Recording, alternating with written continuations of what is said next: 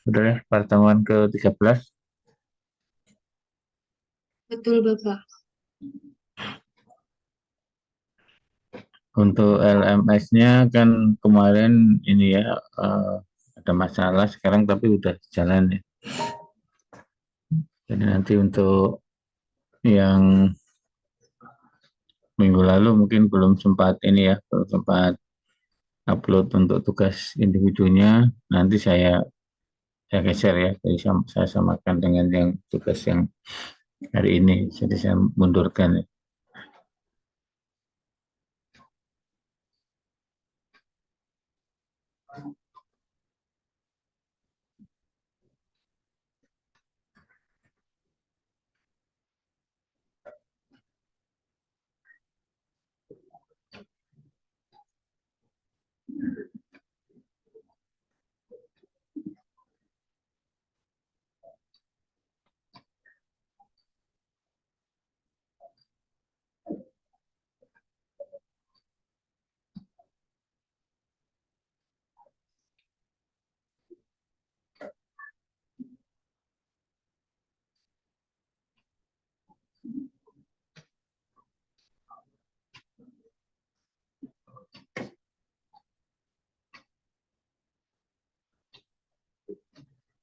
Mungkin ada pertanyaan untuk materi yang lalu,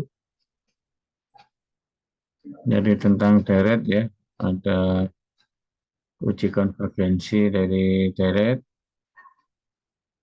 Hari ini nanti kita masuk ke deret pangkat.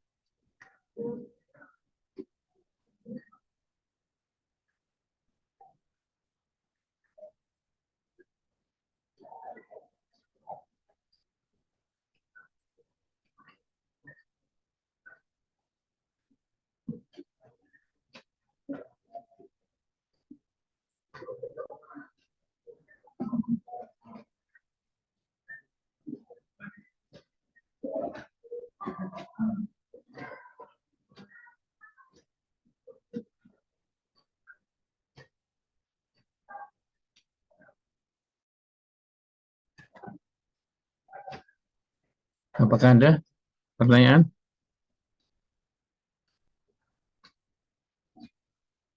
Tidak ada, Pak. Ya, oke, kita lanjut ke deret pangkat ya.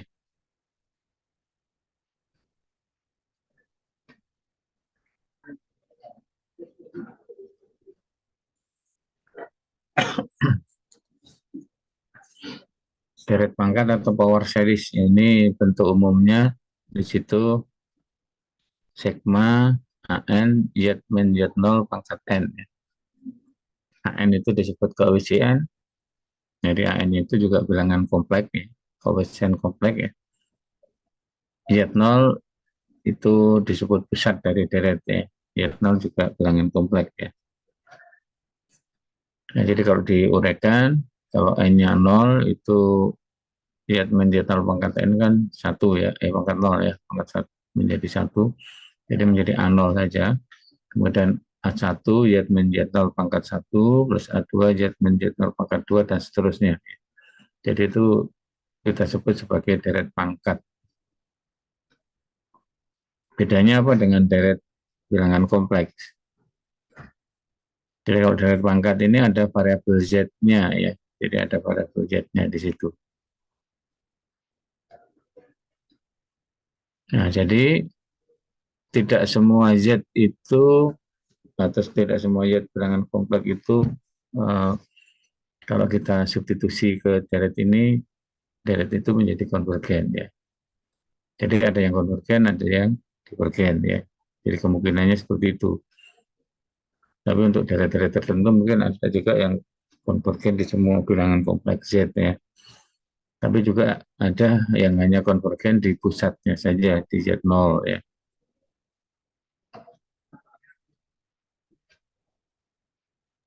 Bapak, maaf, belum ke share screen, Pak. Oh ya, belum di share screen ya.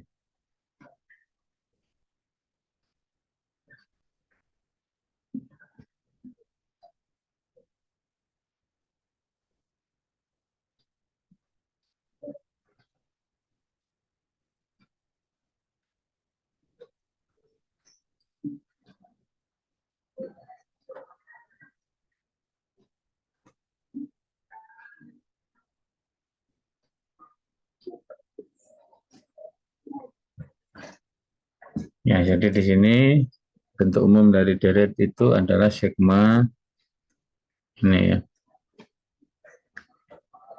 AN Z min Z0 pangkat N. Jadi Z0 ini disebut pusat, AN ini disebut koefisien ya. Jadi ini koefisien,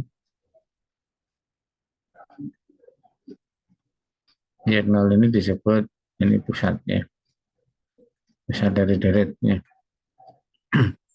Nah, kekonvergenan dari deret bilangan kompleks ini, deret pangkat bilangan kompleks ini adalah tergantung pada nilai Z ya.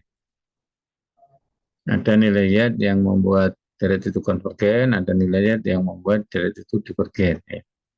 Sehingga nanti kita bisa mengelompokkan ya Z-Z yang konvergen dan Z yang divergen ya. Jadi kalau yang konvergen ya kita namakan himpunan kekonvergenan ya. Jadi ada himpunan kekonvergenan.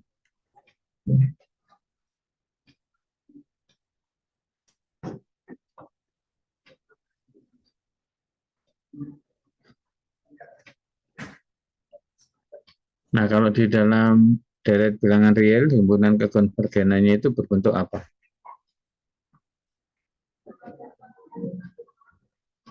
Ada yang masih ingat mungkin deret bilangan real AN X min X0 pangkat N ya. Kalau di bilangan kompleks, bilangan real kan pakainya X ya, variabelnya ya. Masih ada yang ingat mungkin kemungkinan himpunan kekonvergenan untuk deret bilangan real? Jadi nanti pembahasannya yang mirip dengan deret pangkat bilangan real ya. Cuma yang berbeda dimensinya ya. Jadi di sini nanti himpunannya ya himpunan di dalam bidang ya atau ruang dimensi 2 ya. Karena bilangan kompleks itu bekerjanya pada dimensi 2. Ada yang ingat? Garis bilangan real, himpunan kekonvergenannya itu bentuknya apa?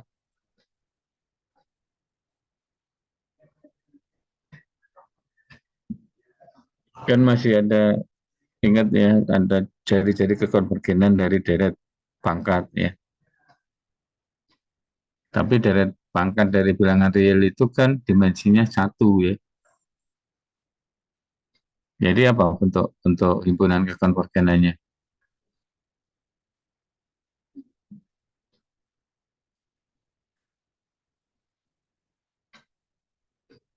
Ada yang tahu?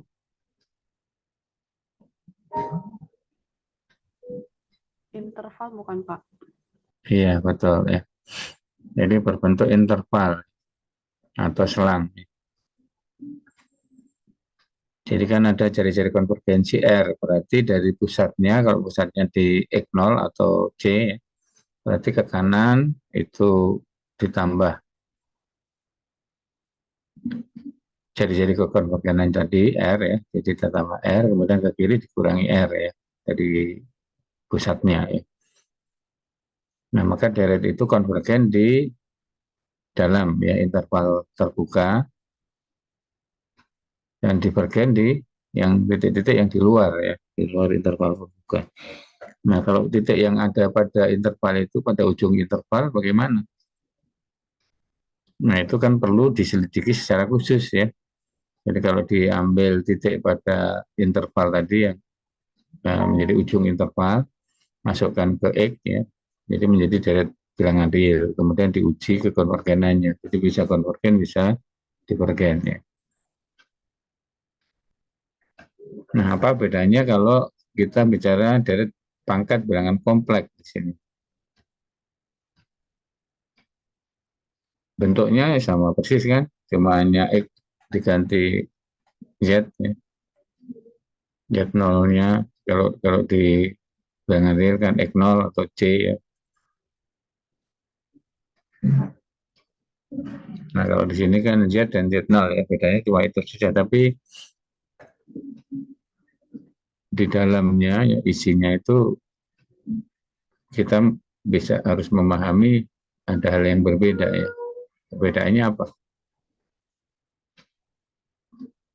Mengenai himpunan kekonvergenannya, kalau ini bentuknya jadi apa?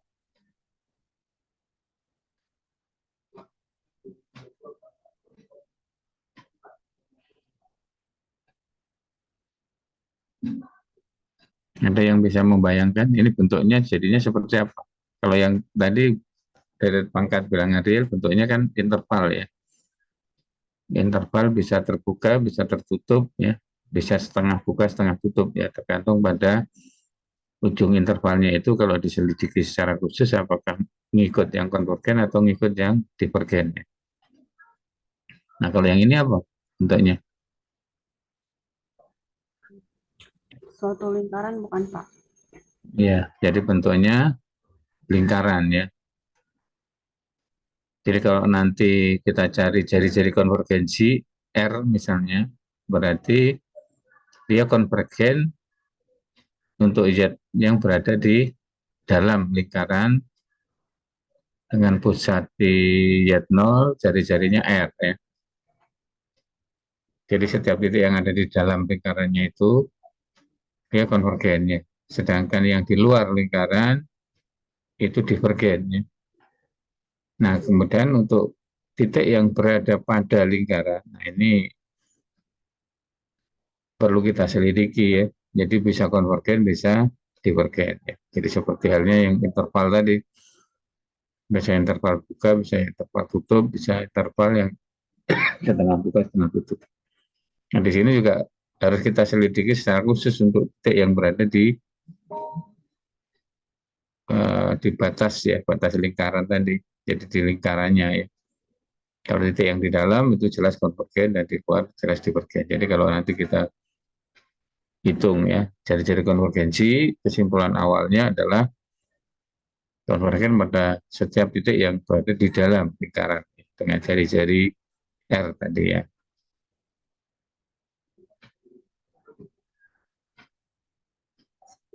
Oke ya, bisa dipahami ya untuk deret ini. Jadi kalau nanti jari-jari konvergensinya itu 0,